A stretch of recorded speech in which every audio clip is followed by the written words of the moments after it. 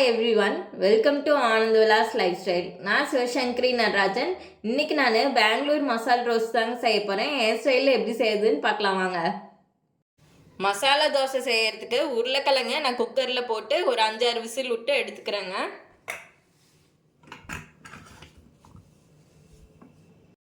Bangalore masala roast செய்யறதுக்கு 2 carrot சின்னதாக எடுத்துருக்கேங்க. 5-6 beans எடுத்துருக்கேன். 2 பெரிய வெங்காயம் சின்னதாக, ஒரு தக்காளி எடுத்துருக்கேன். இதே இப்போ நம்ம சாப் பண்ணிக்கலாம். கேரட்டை ஃபஸ்ட்டு தோல் சீவிக்கலாம். உருளைக்கிழங்கு அதுங்காட்டி விசில் வந்துருச்சுங்க.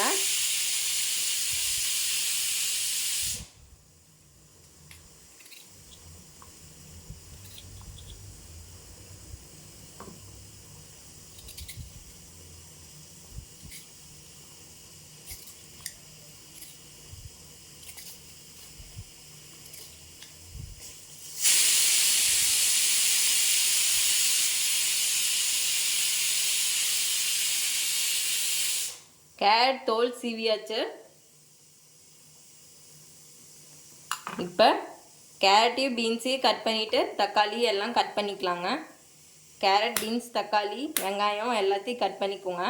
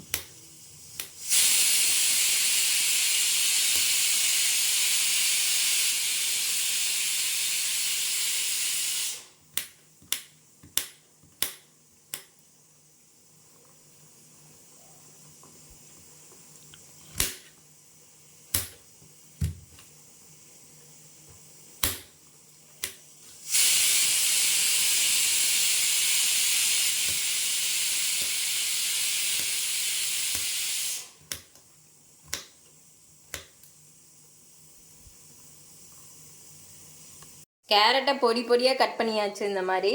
அடுத்தது பீன்ஸ் ஒரு 5-6 எடுத்து பொடி பொடியாக கட் பண்ணிக்கோங்க. அதே மாதிரி பொடி பொடியாக சாப் பண்ணிக்கோங்க.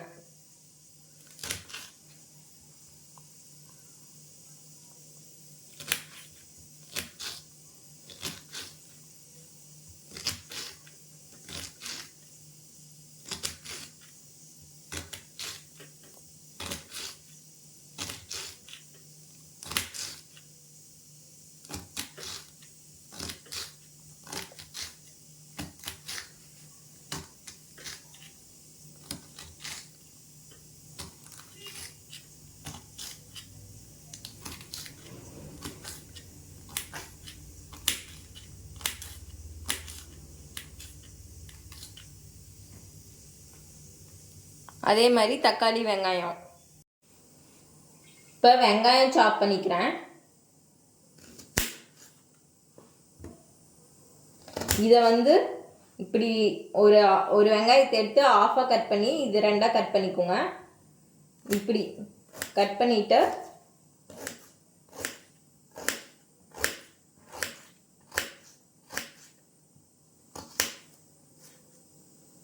அதே மாதிரியே இந்த வெங்காயத்தை கட் பண்ணிக்கோங்க.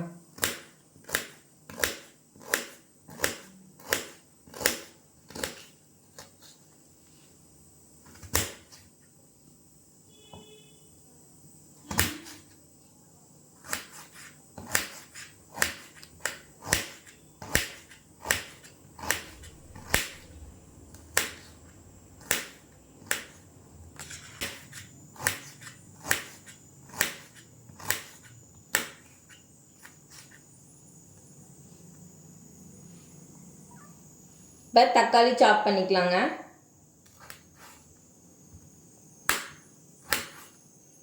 தக்காளி கியூப்ஸாக கட் பண்ணிக்கோங்க. கட்டமாக கட் பண்ணிக்கோங்க.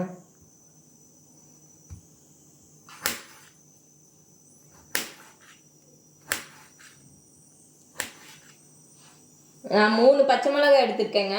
3 பச்சை மிளகாவே கட் பண்ணிக்கிறேன்.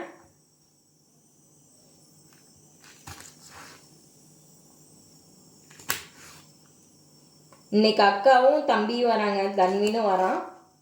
அதனால உருளைக்கிழங்கு நான் சேர்த்தி போட்டேன். உங்களுக்கு எந்த அளவு வேணுமோ அந்த அளவுக்கு உருளைக்கிழங்கு போட்டுக்கோங்க. அவ்வளோதாங்க. இப்போ நம்ம தாளிச்சு விட்டுடலாம். உருளைக்கிழங்கு நல்லா வெந்துருச்சுங்க. நான் ஸ்கின் ரிமூவ் பண்ணி மசிச்சு வச்சுக்கிறேன். இப்போ நான் ஸ்டவ்வில் ஒரு கடாய் வச்சுக்கிட்டேன். இப்போ நம்ம தாளிச்சு விட்டுடலாம். இப்போ கடாய் காஞ்சிடுச்சுங்க.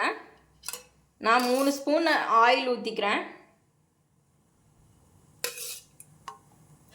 மசாலா ரோஸ்ட்டுக்கு கொஞ்சம் ஆயில் ஊற்றினா தான் நல்லாயிருக்கும். இதில் கடுகோ உளுத்தம் பருப்போ போட தேவையில்லைங்க, சோம்பு தான் போடணும்.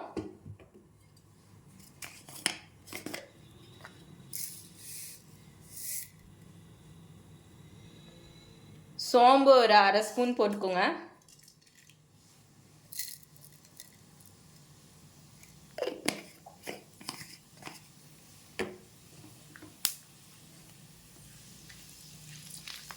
நல்லா ஃப்ரை ஆனதும்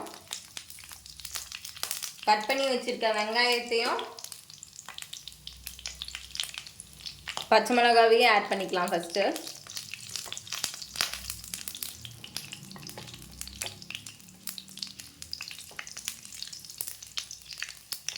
அரை ஸ்பூன் சோம்பு போட்டிங்கன்னா போதும்.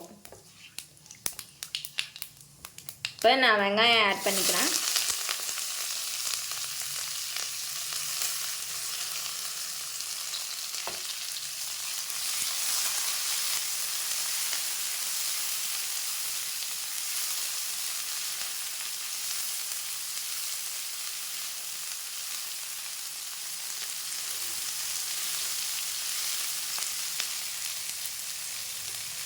பச்சை மிளகாய் ஆட் பண்ணிக்கிறேன்.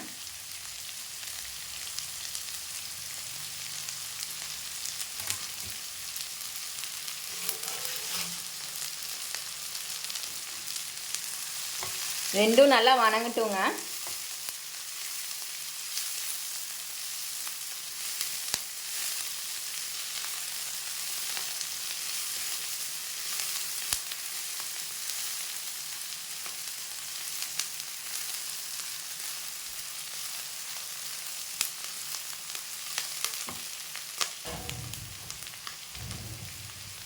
இந்த ஸ்டேஜில் மஞ்சள் ஆட் பண்ணிக்கோங்க, 1/4 ஸ்பூன்.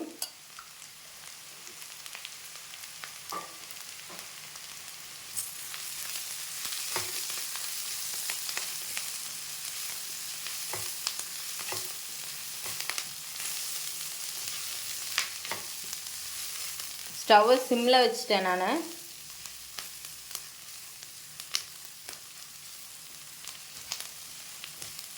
இப்போ தக்காளி போட்டுக்கலாம்.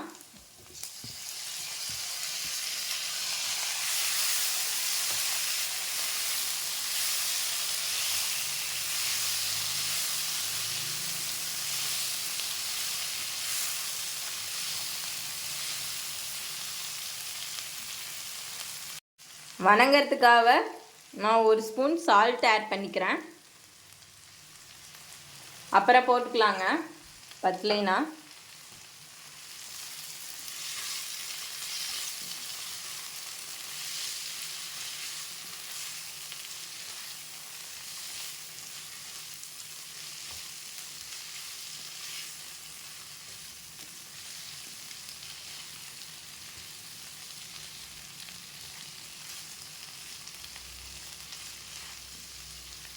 இப்போ கேரட்டு பீன்ஸையும் போட்டு நல்லா வணக்கிக்கலாம்.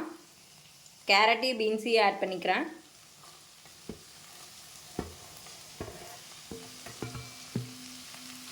இது நல்லா வணங்கட்டுங்க. அப்புறம் நம்ம உருளைக்கிழங்கு சேர்த்திக்கலாம்.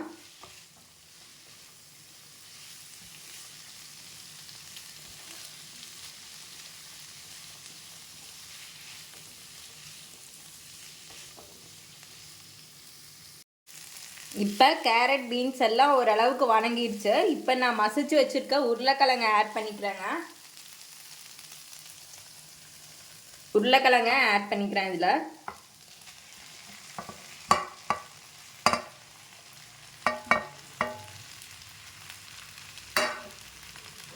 இப்போ சால்ட் ஆட் பண்ணிக்கோங்க வேணுங்கிற அளவுக்கு.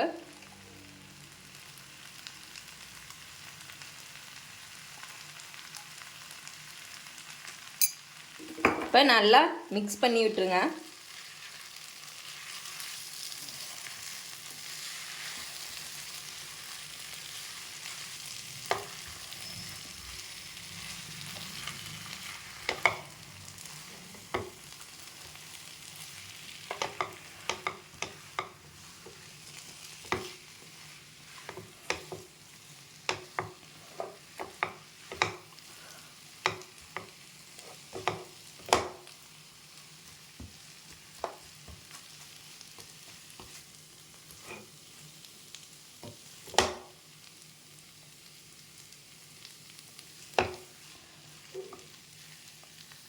அவ்வளோதாங்க, பெங்களூர் மசால் தோசைக்கு மசாலா ரெடி.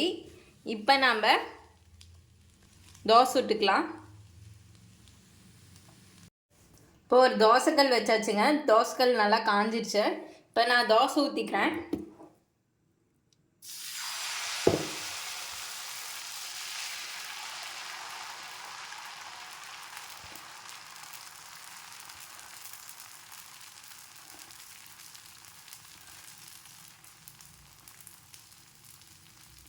இப்போ ஆயில் ஊற்றிக்கோங்க.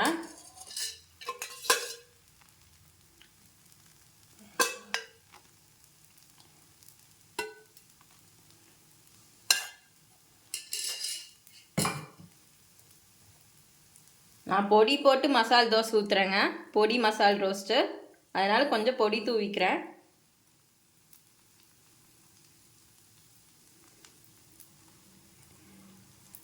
இப்போ மூடி வச்சுருங்க.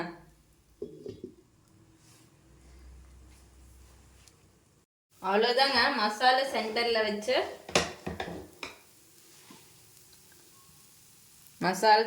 வச்சு தோசையை எடுத்துக்கோங்க. இது ஸ்ப்ரெட்டும் பண்ணி விடலாம். நாம் இப்போ எடுத்துடலாம்.